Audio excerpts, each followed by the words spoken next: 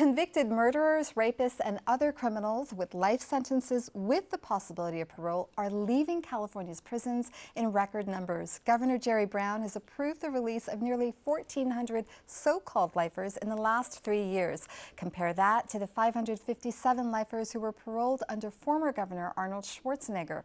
Justin Brooks, a professor at California Western School of Law, is with me to talk about the releases. Justin, many of the criminals who are going free are murderers. How does the system determine whether this person is still a threat to society?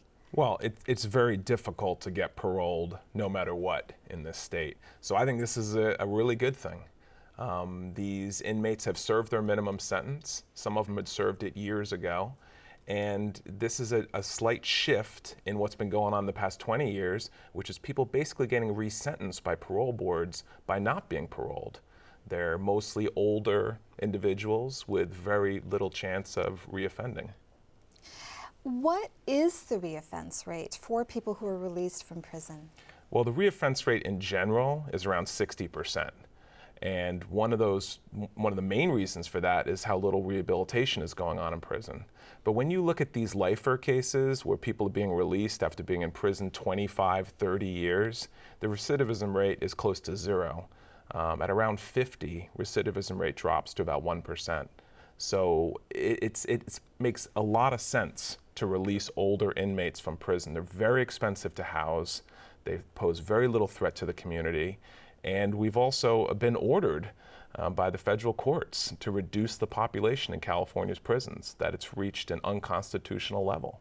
Well, let's talk about that. Releasing people from prison who have life sentences is almost unheard of in this state. Why is this happening now? Well, first of all, these aren't people who've been sentenced to life without parole. So the idea when the judges sentenced them to start with was there is a period of time when these people should be released. I think it's great news to hear that Governor Brown is both working towards reducing the prison population so we can do more rehabilitation. I'd like to see Governor Brown do more. I'd like to see him particularly start looking at some of the innocence cases. There are 12 innocent people in prison that last year I walked from San Diego to Sacramento to ask him to release, along with 2 lawyers in my office, and they're still sitting in prison and they're factually innocent. So this is a good move. Now, Governor Brown says, though, that these releases have nothing to do with the prison overcrowding. Realistically, what role did prison overcrowding play in these releases? Well, it's hard to know, exactly the inner workings of the governor's office. I'm hoping there is a shift in his office just philosophically as to looking at individual cases and seeing who does it make sense to keep in prison.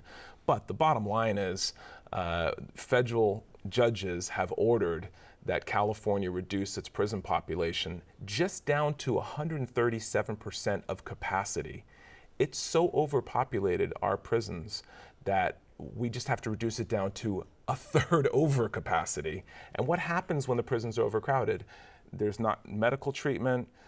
It's much worse for the people housed there, but it's also worse for our community because you see a drop in programming, in rehabilitation, in the things we need to do to turn these individuals into law-abiding citizens. Now, you think that these prison releases are a good idea, but not everybody agrees with you. There are crime victims and their advocates who say that, look, it's a bad idea and that it's a threat to public safety.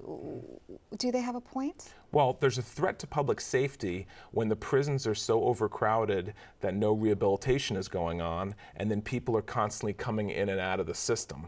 With these lifers, there are people who typically have served decades in prison and are not a threat to the community. And it's easy to paint them all with the same brush of saying, murderers, rapists, but you have to look at the individual cases in the same way that a judge would. And judges did not sentence these individuals to serve the rest of their lives in prison. Is society, is the public ready for these people to be released? I mean, how does someone deal with knowing that the person, say, living next door or down the street has killed someone or has raped someone or committed some other violent crime? I think the public is starting to get ready to think about prison reform. It's taken decades, but now we see that other services are falling apart because we don't have enough money to keep building prisons. And in fact, the U.S. Supreme Court has said California has no realistic possibility of building out of their prison crisis. So at a certain point, we got to realize we don't have unlimited money. So do you want money spent on prisons or more police in your neighborhood? Which makes you safer? Do you want money spent on your kids to go to school? Where do you want your money to go? It's not unlimited, so we have to be more pragmatic. And we're going to end it there. Justin Brooks, thanks so much for coming on the program. Thank you. My pleasure.